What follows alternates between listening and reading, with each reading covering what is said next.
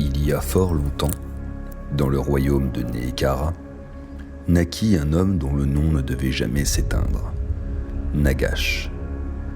Héritier du culte mortuaire, il aurait dû servir les traditions de ses ancêtres, mais son âme était rongée par une soif insatiable de pouvoir. La mort, ce destin inéluctable, lui apparaissait comme une injustice à vaincre. Animé par son ambition, il trahit son propre frère, l'ensevelissant vivant pour s'emparer du trône de Khemri.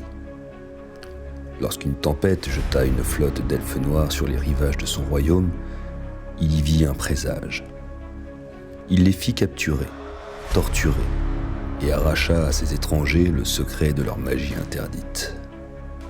Ce savoir, il l'assimila, le dépassa, puis il inscrivit dans ses 9 sinistres grimoires les livres de Nagash. Désormais maître des arts obscurs, il façonna l'élixir de vie, arrachant à la nature son ultime secret. Lui et ses plus fidèles serviteurs devinrent immortels, mais cette existence éternelle les changea. Ils fuyaient la lumière du jour, cherchaient refuge dans l'ombre des tombeaux, et bientôt, ils cessèrent de se considérer comme des hommes.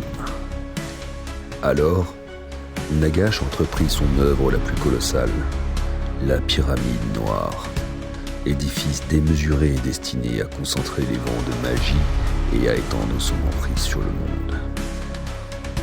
Mais sa demeure ruina Khemri.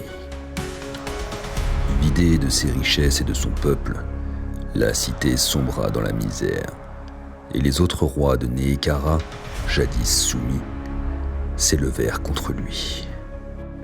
Mais Nagash, en réponse, accomplit l'impensable. Il appela à lui les morts, et pour la première fois, les défunts marchèrent sous les ordres d'un maître. Son armée d'outre-tombe sema l'effroi, et les vivants reculèrent devant cette abomination. Pourtant, la colère des prêtres rois ne faiblit pas.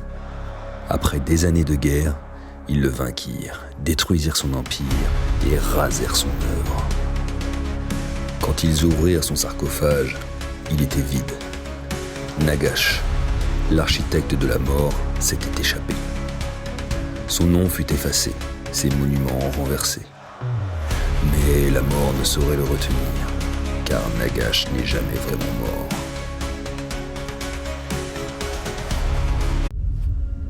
Il y a fort longtemps,